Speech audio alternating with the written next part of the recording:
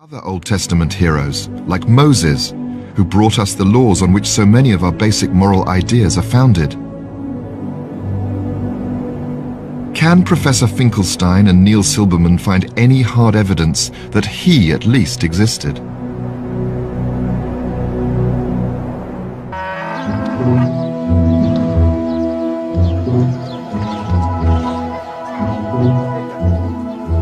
According to the Bible, famine drove Abraham's descendants away from Canaan to Egypt, where they ended up as slaves in the Nile Delta.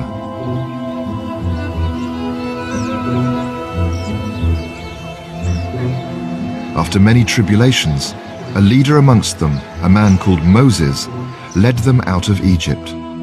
They headed eastwards, back towards Canaan, the promised land.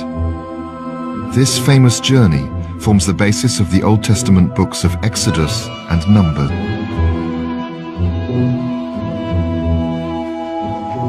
Well, here we have the early... Neil Silberman has come to discuss the evidence for the Exodus with Donald Redford, one of the world's leading archaeological experts on Egypt's Delta region. Some kind of food preparation. We know from the archaeological monuments and the inscriptions that in the 13th century there was tremendous power in the Egyptian Empire. How can you explain the possibility of such a large group as described in the Exodus story actually going out of Egypt? Is that possible? Well, I couldn't explain it if I subscribe to that theory. What you said is quite correct.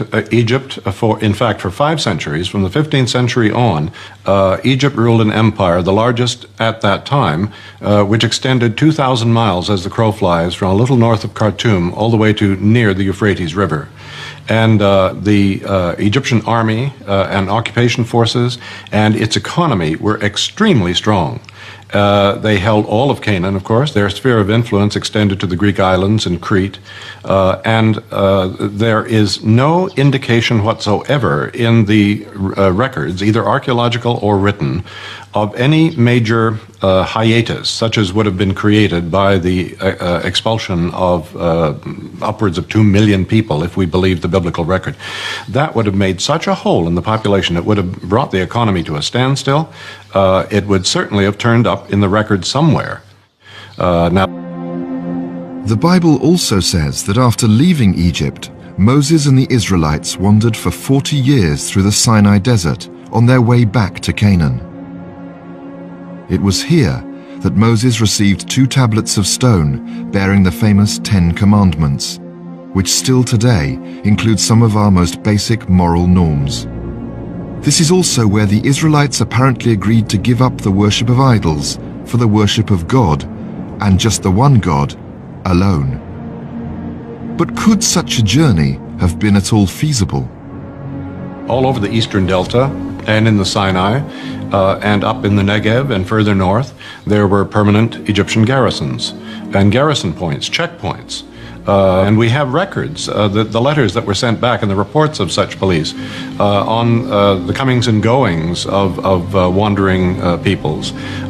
Certainly, there would have been no chance whatsoever for a group of people that large to move freely through the desert and into the Negev. Not a chance at all. Moreover, that would be the height of folly to go south into that inhospitable, barren land with mountains everywhere and little water and less food supply. The story simply doesn't fit in so many ways. And there's an even bigger problem. Throughout the entire period in which the Bible places the Exodus, Canaan was in fact an Egyptian province, ruled by Egyptian governors. We know this because we have extensive Egyptian records from Canaan and a wealth of archaeological evidence. This is Bet Sha'an in Israel. Beneath these Roman ruins, archaeologists discovered it had been a powerful Egyptian garrison in biblical times. It signifies Egyptian control over Canaan in the late Bronze Age. If you want to understand the way the Egyptians dominated completely the country and the countryside, you have to come here.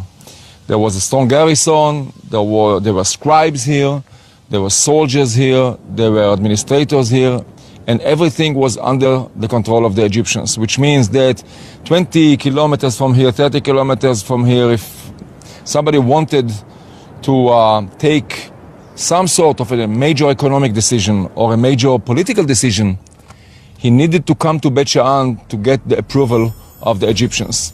They were the masters of the country. So it makes no historic sense for Moses to have led the Israelites to Canaan in order to escape the Egyptians. But what about Moses himself? Surely there must be some evidence for this most famous Old Testament hero, perhaps the most famous of all Old Testament figures. Even if there's no evidence of the Exodus, there must surely be some record of a leader as important as him. The name Moses is a name which is very popular from early periods right down into late periods. So it's a fairly common Egyptian name. That's all that we can say. There is no text in which we can identify this Moses or that Moses as the Moses. The question of the historicity of Moses is the same as the question of the historicity of Abraham. That is to say, maybe there was a figure, maybe there was a leader. I am not here to undermine the historicity of Moses. I think that it is possible, but I would say it's beyond recovery.